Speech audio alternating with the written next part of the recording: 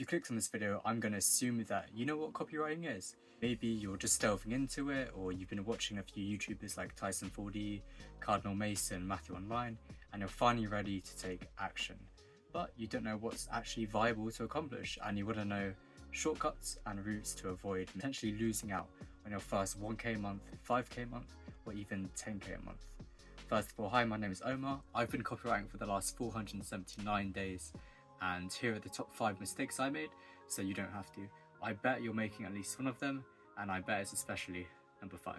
Okay, so lesson number 1 is to start with YouTube, but continue on your own. And that means stop watching just YouTube videos. You actually do need to take action. And, you know, for me, I'd watched probably about 10 hours worth of copywriting content before I actually started writing my first copy and practicing.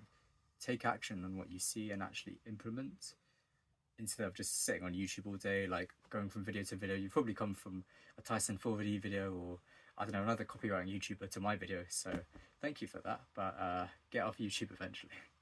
Now, one way to do this and sort of continue on your own is to buy a book like this up here. I don't know if you can see it. It is the Copywriting Handbook by Robert W. Blight. It's a brilliant book, and it's a way for you to transfer your learning of copywriting away from YouTube. Because as we all know, we all go through the rabbit hole of YouTube videos. We're all trying to figure out, like, you know, what's the best money-making skill to make 10k in a month. But again, copywriting is a journey, and you have to understand that taking action is the first step.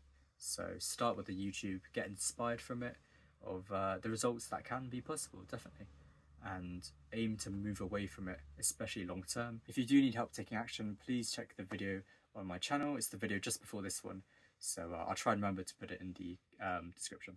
The number 2 lesson is to stop writing like a dick. Basically, a lot of new age copywriters, what I call the current you know, Gen Z or millennials coming into the industry, like myself, we get inspired by YouTube and we start practicing our copy. And we think all copy is sales copy, and we write a really short, snappy copy. It's almost like people are afraid to carry on to the next line what they're writing, right?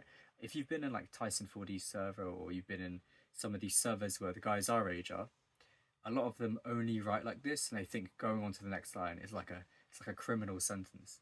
So their copy all just sounds really harsh and maybe a little bit aggressive. And you have to understand copywriting is so much more than writing like direct response, because that's the phrase, the terminology that is used to write that kind of copy.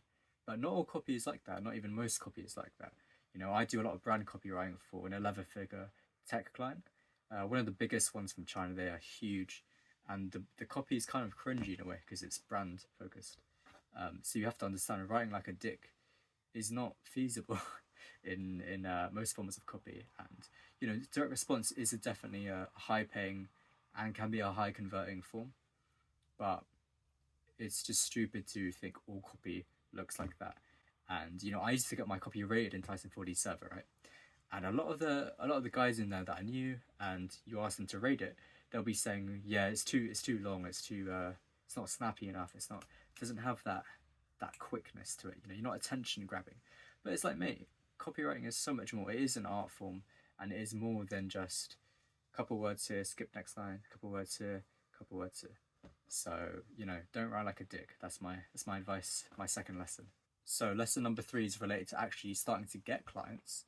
And through my trials and tribulations, because outreach is hard, I've learned that email outreach is king. I'm telling you, emails, they're more likely to get opened because, one, people consider emails more important and more related to their professional lifestyle. So if there's a business checking his Instagram versus a business checking his email, he's going to be more inclined to pay more attention to his emails. Number 2 is responses. If it is a business proposition and seeing that through email, someone is more accepting to be pitched via email rather than Instagram. Instagram is obviously really easy to get ghosted. You know, there's so much short form like brain rot content, man. So people's attention spans are especially short on that platform. So getting them away from there, pitching them on email, for me personally, has been better. And we're going to move on to the next point. Number 4 relates to actually working for your clients now. At first, you need to work for free. You need to drop your ego and work for free.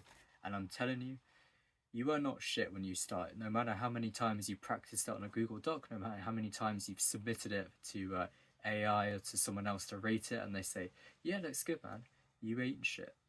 Unless you can prove that you deliver results, your copy reduces cost per lead, or it increases leads, or it increases conversions, or your click-through rate goes up. Unless you can back up your copy with actual stats, it does not matter.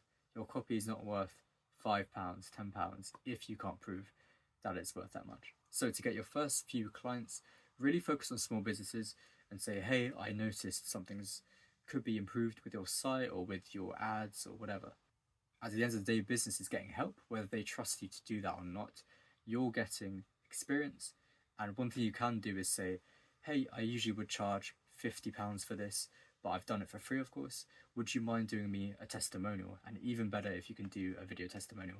I've got a few in my portfolio, you can check down below, and those are so helpful in trying to win new work, or even for my job that I got. You know, I showed them my portfolio.